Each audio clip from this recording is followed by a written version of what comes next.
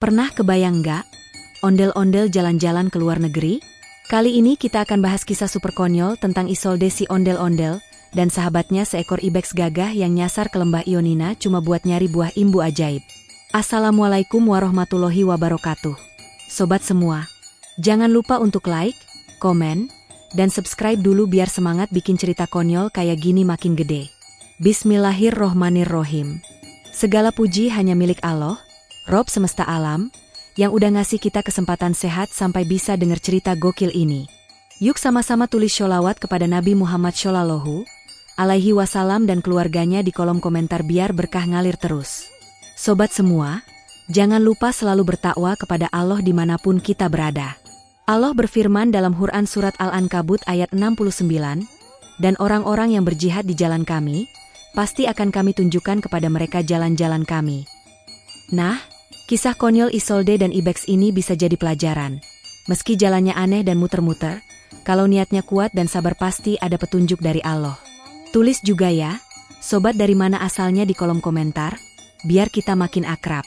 Dan tonton sampai selesai, karena ada satu pertanyaan di deskripsi. Kalau jawabannya benar, ada hadiah 2 spesial yang bakal disampaikan di bagian penutup. Bayangkan sebuah pagi yang masih diliputi kabut tipis di lembah Ionina. Embun menggantung di setiap ujung daun, rumput hijau basah berkilau seperti kristal kecil, dan udara terasa segar sampai menusuk ke paru-paru. Di tengah suasana yang tenang itu, tiba-tiba muncul sosok tinggi besar yang sama sekali tidak biasa. Isolde, si ondel-ondel.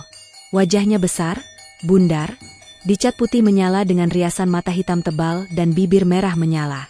Kepala Isolde dihiasi mahkota emas menjulang tinggi yang memantulkan cahaya matahari pagi, membuatnya tampak seperti lampu sorot berjalan. Langkahnya pelan, agak goyang ke kanan dan kiri, khas ondel-ondel yang memang dari dulu susah diajak jalan lurus. Di sampingnya, seekor ibex gagah melangkah dengan santai. Tanduk spiralnya berkilau, melingkar bagai pusaran es krim cone raksasa yang dipajang di depan toko. Tubuhnya kekar, kaki-kakinya lincah menapaki bebatuan licin lembah tanpa tergelincir sedikit pun. Berbeda dengan Isolde yang jalannya sering oleng, ibex ini justru penuh percaya diri. Meski begitu, keduanya tampak serasi, seperti pasangan komedi yang tak pernah janjian tapi tetap klop. Setiap kali Isolde hampir terpeleset, ibex akan melirik sambil menghela napas, seolah berkata, "Duh, punya teman satu ini bikin deg-degan terus." Mereka bukan sekadar jalan-jalan sore. Dari kejauhan, tepat di puncak bukit yang masih diselimuti kabut, terlihat samar-samar sebuah cahaya keemasan berkilau. Cahaya itu bukan datang dari matahari, bukan juga dari lampu sorot konser dangdut, melainkan dari pohon imbu ajaib. Pohon itu menjulang tinggi, daunnya hijau pekat, cabangnya lebat, dan buah-buah imbu berwarna keemasan menggantung bagai lentera. Orang-orang kampung sudah lama percaya, siapa saja yang memakan buah itu akan tertawa tanpa henti, sampai lupa segala masalah hidup. Bukan sekadar tertawa basa-basi, tapi tawa tulus yang bisa bikin orang lupa utang, lupa patah hati, bahkan mungkin lupa cara berhenti ngakak. Isolde jelas ngincer buah itu. Dari tadi matanya melotot ke arah kilauan emas di kejauhan, bibir merahnya nyengir lebar. Dengan suara serak-serak basah khas ondel-ondel, dia nyeletuk, "Bayangin kalau kita makan bareng, bisa ngakak sampai lupa pulang." Kalimatnya terdengar absurd, tapi justru itulah daya tariknya. Bayangan kampung penuh orang ketawa-ketawa sambil guling-guling jelas bikin dia tambah semangat. Ibex, yang selama ini dikenal sebagai hewan bijak, awalnya cuma geleng kepala. Dia mencoba menahan diri supaya tetap elegan, supaya tidak larut dalam kekonyolan Isolde. Tapi apa daya, begitu mendengar nada suara Isolde yang lebay, disertai gaya tangan melambai-lambai, ibex pun meletus tertawa. Tawa ibex terdengar unik. Mirip suara kambing tapi bercampur nada rendah penuh wibawa, seperti perpaduan antara suara adzan subuh dan trompet tahun baru. Suaranya menggema di lembah, bikin burung-burung beterbangan kaget. Bahkan kabut tipis yang melayang di atas rumput seperti ikut bergetar. Isolde makin senang karena berhasil bikin ibex ngakak. Dia mulai melangkah lebih cepat, meski jalannya tambah oleng. "Nah kan, gue bilang juga apa?" Ketawa itu menular. "Apalagi kalau nanti udah makan buah imbu, bisa jadi kita ketawa bareng-bareng sampai bumi goyang." Katanya sambil ngebayangin skenario konyol. Bumi bergetar bukan karena gempa, tapi karena jutaan orang ngakak bersamaan setelah makan buah ajaib itu. Perjalanan mereka di lembah Ionina bukan sekadar fisik, tapi juga penuh drama komedi. Kadang Isolde salah langkah dan hampir jatuh ke genangan air, tapi segera ditolong Ibex dengan tanduk spiralnya yang kokoh. Kadang Ibex yang sok gagah malah kebablasan lompat terlalu jauh, bikin Isolde komentar, jangan-jangan tanduk lo bisa jadi spiral mie instan, tinggal diseduh pakai air panas. Ibex langsung berhenti tertawa dan menatap Isolde dengan wajah serius. Tapi beberapa detik kemudian ikut ngakak lagi, karena memang imajinasi temannya absurd banget. Lembah itu sendiri jadi saksi kebersamaan mereka. Pepohonan bergoyang ditiup angin, seolah ikut mendengar celotehan kocak Isolde.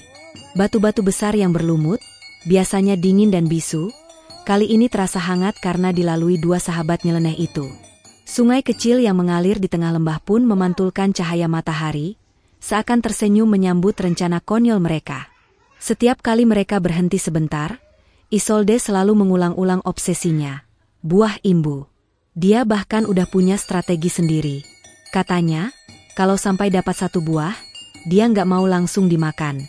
Dia mau bikin pertunjukan ondel-ondel dulu di alun-alun kampung, lalu buahnya dimakan rame-rame sambil dangdutan.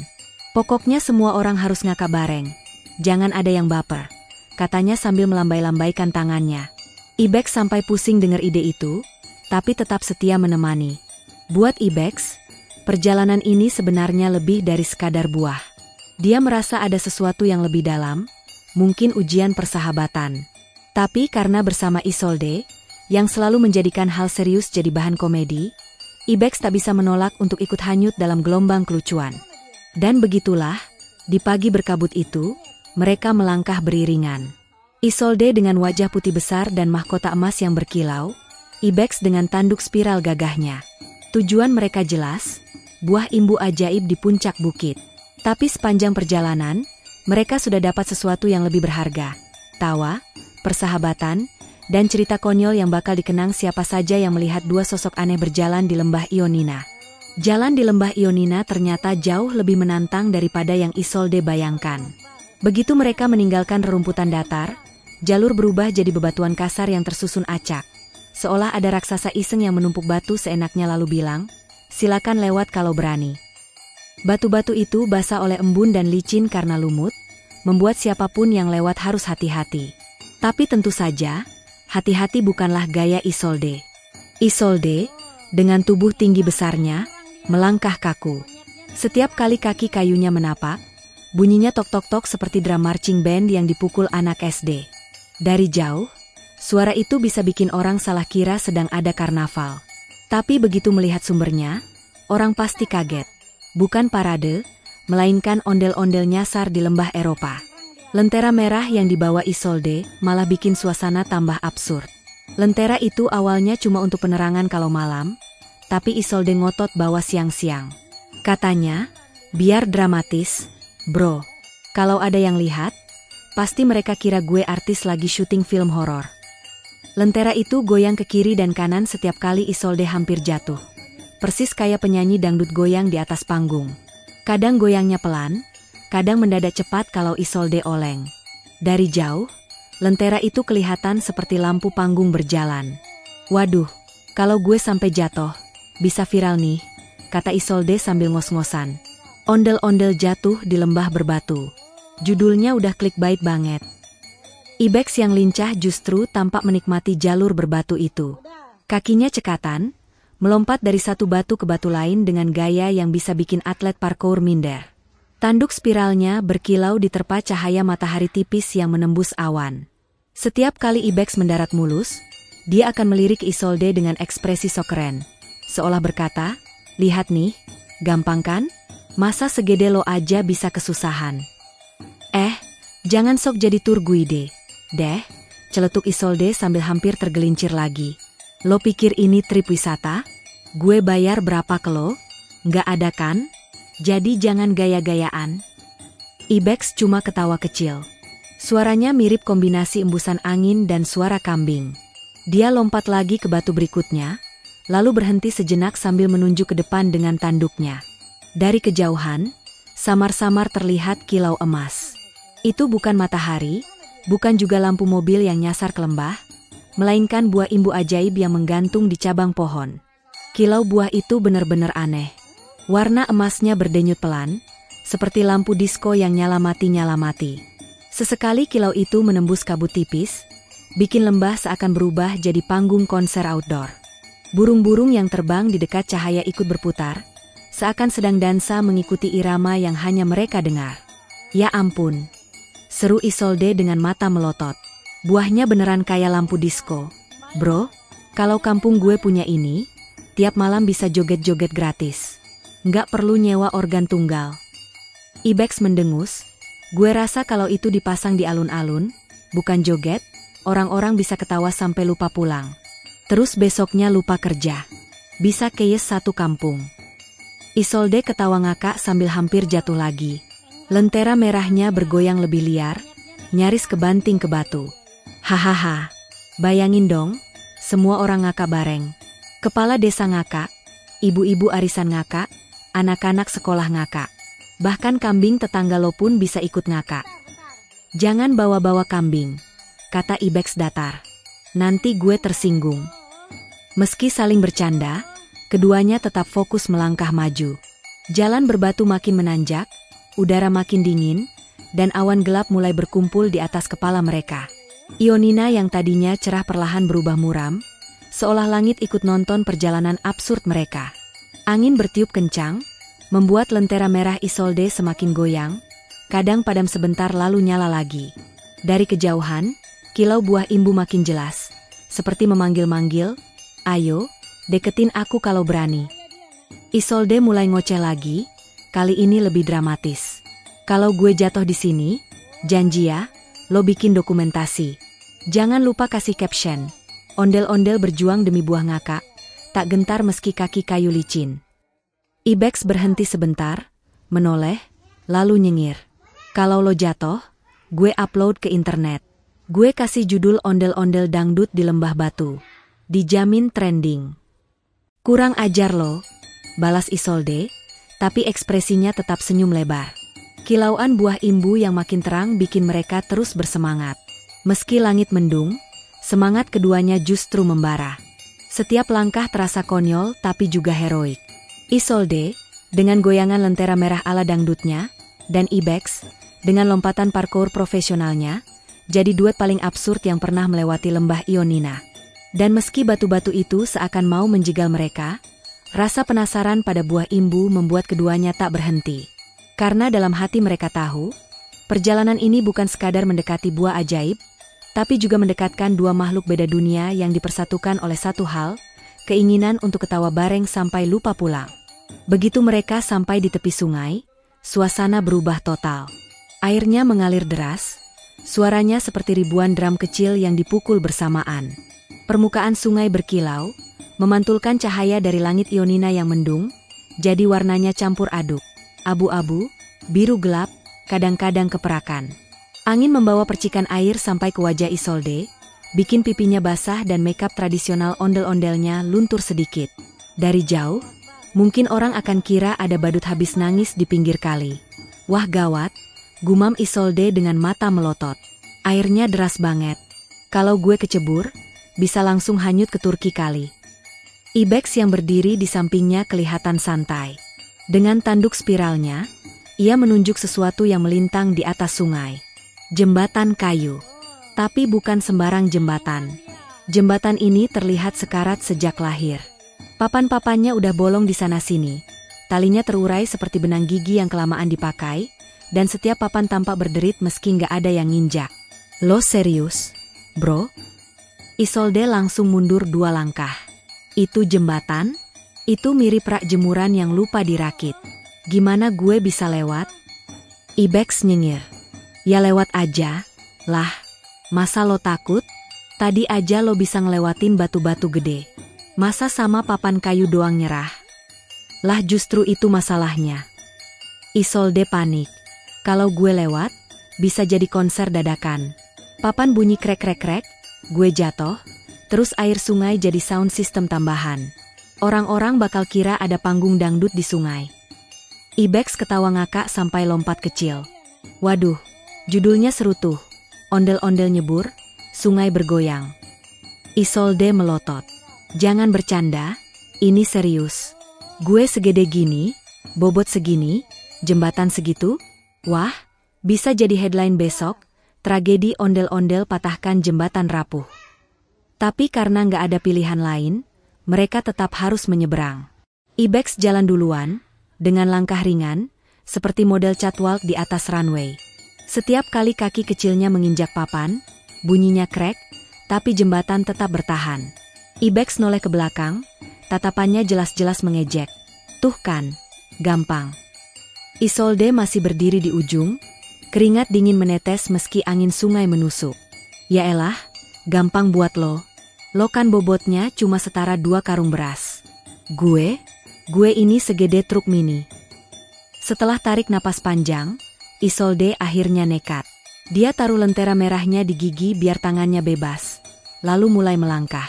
Begitu kakinya nempel papan pertama, suara krek terdengar keras, kayak pintu rumah horor dibuka. Isolde langsung beku. Ya Tuhan, gue belum siap mati muda. Gue masih banyak cicilan kostum ondel-ondel, teriaknya. Ibex di tengah jembatan udah ngakak setengah mati. Ayo, maju dikit lagi. Jangan drama, nanti keburu hujan. Isolde mencoba langkah kedua. Lagi-lagi suara papan berderit keras. Kali ini lentera merahnya hampir jatuh dari mulut, dan tangannya refleks meraih tali jembatan. Sayangnya tali itu pun gak kalah rapuh. Langsung ngeluarin suara celetuk seperti karet gelang putus. Gue sumpah, ini kayak jembatan karaoke, teriak Isolde panik. Suaranya rame, bikin heboh, tapi penonton ngeri sendiri. Karena ketakutan, akhirnya Isolde ambil jalan alternatif, merangkak. Dia jongkok, terus maju pelan-pelan, tangannya meraba papan satu persatu. Suaranya jadi lebih dramatis. Astaga, gue belum siap ketemu nenek moyang. Gue masih mau makan sate padang, gue masih mau joget di acara kawinan, gue masih mau selfie sama buah imbu. Di tengah jembatan, angin kencang datang mendadak. Lentera merah yang digigit Isolde terayun-ayun, cahayanya menari liar di udara. Dari kejauhan, pemandangan itu absurd banget. Ondel-ondel gede merangkak di jembatan rapuh, bawa lentera merah di mulut, teriak-teriak histeris, sementara seekor ibex berdiri santai kayak Turgui de Sabar. Cepetan, bro, seru ibex. Lo kayak bayi belajar merangkak. Ya biarin, balas Isolde. Daripada gue jatuh terus jadi ikan asin. Setelah perjuangan panjang penuh jeritan, akhirnya Isolde berhasil sampai ke seberang. Begitu kakinya menyentuh tanah padat, dia langsung sujud syukur. Alhamdulillah, gue masih hidup. Gue berhasil. Catat ini, bro, gue layak dapat penghargaan Muri, ondel-ondel pertama yang merangkak di jembatan rapuh Ionina. Ibex ngakak lagi, sampai terpaksa nyender ke pohon karena perutnya sakit ketawa. Lo tuh kalau ada kamera, bisa jadi film komedi box office. Isolde bangun, ngos-ngosan. Gue sumpah, gak mau lewat jembatan lagi kecuali itu jembatan tol. Tapi sebelum mereka sempat istirahat lama, sesuatu menarik perhatian mereka. Dari kejauhan, di balik kabut tipis, tampak sebuah cahaya biru yang berdenyut pelan. Awalnya samar, seperti pantulan air, tapi makin lama makin jelas. Pohon tinggi dengan cabang melengkung muncul. Batangnya seperti kaca bercahaya, dan di ujung cabangnya tergantung buah imbu berwarna biru terang. Isolde sampai melongo. Astaga, itu beneran pohon? Atau gue lagi halu gara-gara panik di jembatan tadi? Ibex menatap serius. Itu pohon imbu, tapi versi biru. Biasanya muncul buat nguji mental. Kalau lo udah berhasil lewatin sungai, sekarang saatnya lo diuji sama ilusi. Isolde garuk-garuk kepala kayunya. Yaelah, tadi aja gue hampir mati di jembatan rapuh. Sekarang dikasih ujian lagi, kayak sekolah nggak kelar-kelar. Bro, pohon biru itu makin jelas. Cahaya birunya menyinari tanah sekitar. Rumput berubah warna jadi kebiruan, udara sekitar jadi dingin, dan suara sungai perlahan mereda, diganti bisikan samar seolah ada ratusan orang ketawa kecil. Isolde merinding. Oke, ini makin absurd. Gue beneran udah masuk dunia lain apa gimana? Ibex menatapnya dengan tatapan penuh misteri. Perjalanan menuju buah imbu memang bukan buat orang biasa. Ini tentang siapa yang berani ketawa di tengah ketakutan. Isolde bengong sebentar, lalu mendengus. Berani ketawa? Lah itu mah gue banget. Hidup gue isinya udah komedi semua. Ayo, sini, pohon biru, kasih gue ujian paling absurd lo. Dan begitu langkah mereka mendekat, cahaya biru itu makin menyilaukan, seolah siap menelan mereka ke dalam babak baru yang lebih gila. Setelah berhasil melewati sungai dengan segala drama jembatan rapuh, Isolde dan Ibex akhirnya menemukan tempat yang agak tenang. Di hadapan mereka terbentang sebuah padang rumput luas yang indah sekali. Rumput hijau menghampar sejauh mata memandang, tapi yang paling mencuri perhatian adalah bunga-bunga ungu kecil yang tumbuh bertebaran. Bunganya nggak biasa, warnanya terlalu pekat, seperti tinta yang tumpah di kanvas hijau. Setiap kelopak bergoyang lembut diterpa angin sore, seolah-olah seluruh padang itu sedang menari bersama. Isolde langsung terpesona. Ya ampun, Ibex, tempatnya kayak lukisan mahal. Kalau di Jakarta, ini udah jadi spot foto instastory rame banget. Ibex hanya mengangguk. Dia memang kagum juga, tapi seperti biasa, gaya sokcolnya bikin suasana jadi beda. Bagus sih, tapi jangan kelamaan bengong, kita masih harus cari buah imbu. Tapi Isolde nggak peduli. Justru karena suasana terlalu indah, dia merasa harus melakukan sesuatu yang monumental. Dan apa yang monumental menurut ondel-ondel konyol ini? Tentu saja, joget. Tanpa aba-aba, Isolde mulai menggoyangkan tubuhnya. Badan kayu besar itu berderit krek-krek setiap kali dia melangkah. Tangannya yang panjang bergerak kaku, tapi justru itu yang bikin lucu. Dia ngikutin gerakan khas ondel-ondel di kampung-kampung, tapi ditambah improvisasi gaya dangdut koplo, goyang patah-patah, goyang gergaji, sampai joget ala kipas angin. Lihat nih, Ibex, teriak Isolde. Ini goyang imbu, edisi spesial Ionina. Ibex yang tadinya sok kalem langsung gak tahan. Dia ngakak guling-guling di rumput. Suaranya sampai bergema di lembah. Astaga, gue gak kuat. Lo kayak kulkas joget. Bro, papan kayu lo bunyinya kayak drum band. Suara deritan tubuh Isolde memang kocak. Setiap gerakan tangannya bikin bunyi krek kayak pintu gudang. Kakinya nendang-nendang bunga ungu, dan kelopak bunga beterbangan kayak konfeti konser. Ditambah lentera merah yang masih dibawanya, cahaya itu berputar-putar di udara, bikin suasana persis panggung dangdut hajatan. Mana sound systemnya? Isolde teriak. Gue butuh organ tunggal biar makin heboh. Ibex makin gak bisa nahan tawa. Dia sampai salah ambil napas dan hampir keselek rumput. Gue sumpah, kalau ada kamera, ini bakal viral. Judulnya, ondel-ondel joget bikin Ibex masuk angin. Beberapa menit, suasana jadi benar-benar absurd. Seekor Ibex guling-guling ngakak di antara bunga, sementara ondel-ondel segede raksasa joget aneh-aneh, dengan lentera merah berayun-ayun. Tiba-tiba, langit berubah. Dari balik awan abu-abu yang sejak tadi menutupi matahari, muncul celah cahaya. Sinar keemasan menembus turun, lurus, tepat mengarah ke satu titik di kejauhan. Di ujung padang rumput, tampak sebuah pohon besar yang menjulang gagah. Dan dari cabang-cabangnya, buah imbu berwarna keemasan bergelantungan, bercahaya lembut seolah memang sengaja jadi pusat perhatian. Isolde langsung berhenti joget. Dia bengong, mulutnya melongo. Wah gila, itu beneran kayak disorot spotlight konser dangdut. Cahayanya memang mirip lampu sorot panggung. Rumput di sekitar pohon tampak bercahaya, kelopak bunga ungu ikut berkilauan, dan seluruh lembah terasa berubah jadi arena konser dadakan. Anginnya pun ikut mendukung, berhembus seirama seakan memainkan musik latar yang tak terdengar. Isolde langsung pasang gaya penyanyi dangdut.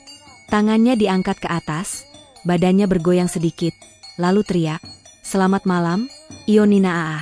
Mana suaranya? Ibex nyengir, masih terengah-engah karena kebanyakan ketawa. Ya elah, bro, ini bukan konser. Itu tanda dari langit. Pohon imbu udah disorot. Itu artinya waktunya kita ambil. Bentar, Isolde mendekat ke Ibex sambil nyolot. Kalau ini konser, gue butuh tiket gratis dulu. Mana panitia? Mana penonton?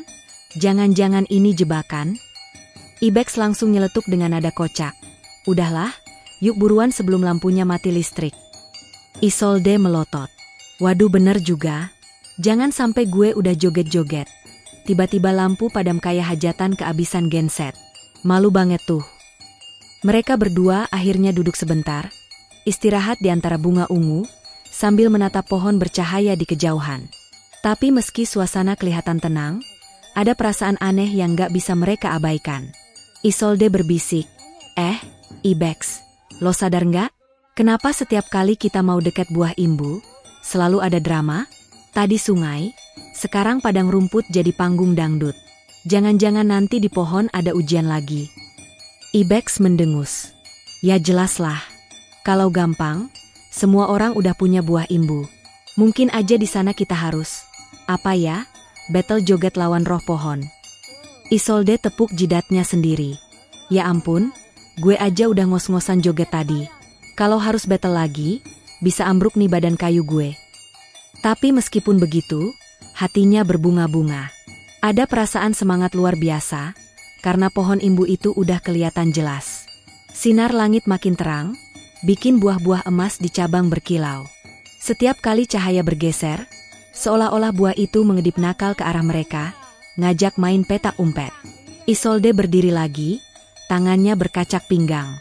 Oke, Ibex. Kalau emang ini panggung konser terakhir sebelum grand final, ayo kita kasih penampilan terbaik. Gue siap naik panggung lagi, siap joget lagi, asal buah imbu itu beneran bisa bikin ngakak nonstop. Ibex mengangguk mantap. SIP. Tapi ingat, kalau nanti tiba-tiba ada roh penjaga keluar, jangan kabur. Lawan pakai goyangan lo itu. Gue yakin roh pun bisa ngakak kalau ngeliat lo goyang kayak kulkas kebakar. Isolde ngakak. Deal. Kalau gitu, panggung udah siap, lampu sorot udah nyala, penonton mungkin roh-roh hutan. Yuk kita jalan, buruan sebelum listrik mati. Dengan semangat baru, mereka bangkit dari padang bunga ungu. Sinar keemasan masih menuntun jalan mereka, seolah-olah langit sendiri jadi lighting director dalam konser konyol yang absurd ini. Setelah melewati padang bunga ungu yang berubah jadi panggung konser dadakan, Isolde dan Ibex melanjutkan perjalanan mengikuti sinar langit.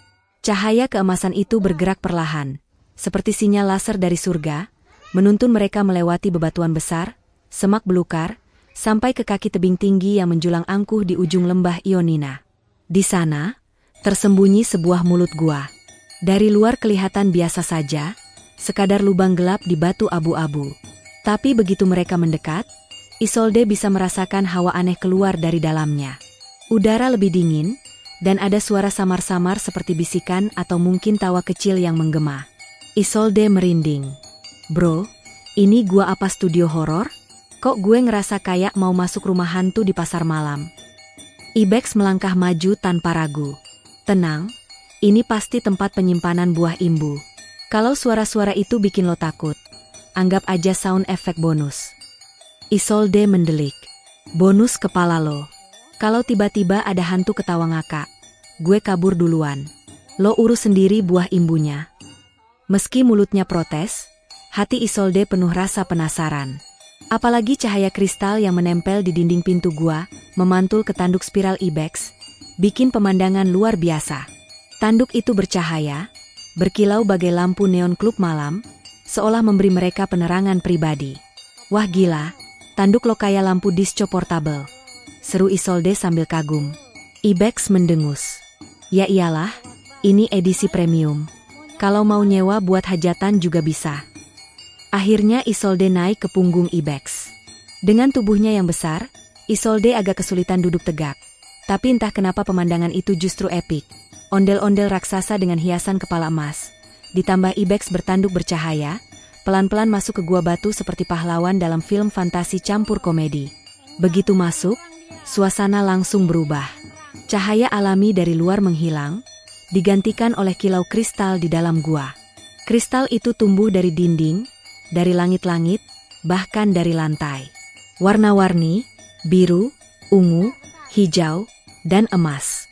Cahaya mereka berpendar, memantulkan bayangan Isolde yang besar ke segala arah.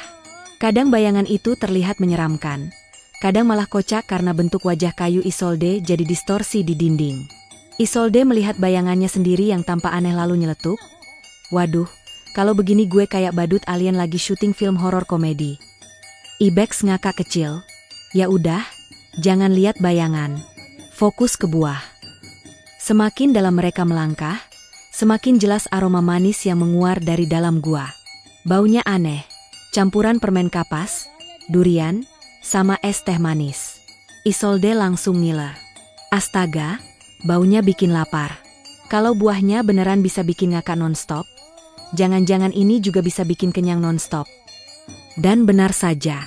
Di tengah ruangan besar di perut gua, mereka menemukan pemandangan yang bikin mulut melongo. Sebuah keranjang raksasa terbuat dari anyaman emas, penuh sesak dengan buah imbu. Ukurannya bervariasi, ada sebesar apel, ada sebesar semangka mini.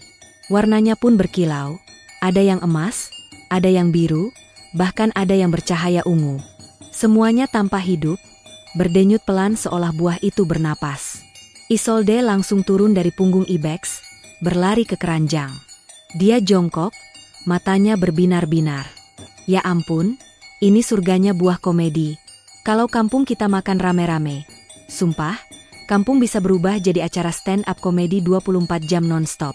Orang bangun tidur ketawa, makan nasi ketawa, mandi ketawa, bahkan tidur pun mungkin sambil ngakak. Ibex mendekat, mencoba tetap tenang walau matanya juga berbinar. Tapi jangan lupa, kita harus bawa pulang, bukan habisin di sini. Isolde manggut-manggut, tapi tangannya udah gatel. Dia ambil satu buah imbu kecil yang bercahaya biru, terus mendekatkannya ke mulut. Coba dikit aja kali ya, buat tester. Biar tahu rasanya. Ibex buru-buru nyodok tangan Isolde dengan tanduknya. Heh, lo mau apaan? Jangan gila, nanti lo ketawa nggak berhenti di dalam gua, terus kita nggak bisa keluar. Isolde manyun. Yaelah, gue cuma nyicip dikit doang. Emang lo nggak penasaran? Penasaran sih, jawab Ibex. Tapi kalau lo ketawa sampai lupa diri, gue males narik badan lo keluar. Berat tau. Akhirnya Isolde nurut. Mereka berdua angkat keranjang itu sama-sama. Anehnya, meski keranjang penuh dengan buah, rasanya ringan. Seolah buah imbu tahu mereka layak membawanya pulang. Sambil jalan keluar, Isolde udah gak bisa berhenti ngebayangin gimana suasana kampung nanti. Gue sumpah, Ibex, lo bisa bayangin gak? Malam minggu, orang-orang duduk di balai desa, makan buah imbu, terus semua ketawa kayak nonton acara komedi tanpa henti. Anak-anak ngakak sampai jatuh-jatuh. Bapak-bapak ketawa sampai lupa masalah utang, ibu-ibu ketawa sampai lupa gosip. Itu kampung bakal jadi tempat paling bahagia di dunia. Ibex ketawa kecil. Hati-hati, bro. Jangan-jangan nanti ada yang ketawa sampai lupa nikah. Isolde ngakak keras. Suaranya bergema di dalam gua, bercampur dengan pantulan cahaya kristal. Yaelah, kalau ada yang lupa nikah gara-gara kebanyakan ketawa, palingan kampung kita jadi kampung jomblo terbahagia. Begitu mereka keluar dari gua, sinar langit yang tadi menuntun sudah meredup, digantikan cahaya bintang-bintang yang muncul di langit malam Ionina. Isolde menatap keranjang buah imbu yang mereka bawa, lalu menoleh ke Ibex. Kita berhasil, bro. Perjalanan absurd ini akhirnya selesai. Ibex mengangguk. Iya, tapi ini baru awal. Setelah ini, siap-siap aja. Kampung kita bakal heboh. Bisa jadi ada yang ketawa sampai seminggu nonstop. Isolde menyeringai lebar, sambil memeluk keranjang buah itu erat-erat. Biarin, gue malah pengen lihat. Kampung ketawa rame-rame, itu impian gue sejak lama. Hidup susah mah bodo amat, yang penting kita masih bisa ngakak bareng. Dengan hati riang dan tawa yang terus meletup, mereka berjalan pulang menyusuri lembah, sambil membayangkan bagaimana dunia kecil mereka sebentar lagi berubah jadi panggung komedi terbesar yang pernah ada. Alhamdulillah, sudah selesai menonton cerita konyol ini. Jangan lupa selalu bersholawat kepada Nabi Muhammad Shallallahu Alaihi Wasallam dan keluarganya. Jangan lupa bertakwa kepada Allah. Dan mari kita sama-sama berdoa semoga Allah kasih rizki yang banyak untuk seluruh umat Nabi Muhammad. Bagi yang bisa jawab pertanyaan dengan benar di deskripsi, saya doakan bisa haji, umroh, dan ziarah ke makam Nabi setiap tahun. Kalau salah, jangan sedih, tetap saya doakan selalu sehat panjang umur. Dan terakhir, Tulis di komentar request judul cerita konyol ondel-ondel apalagi yang harus saya bikin. Wassalamualaikum warahmatullahi wabarakatuh.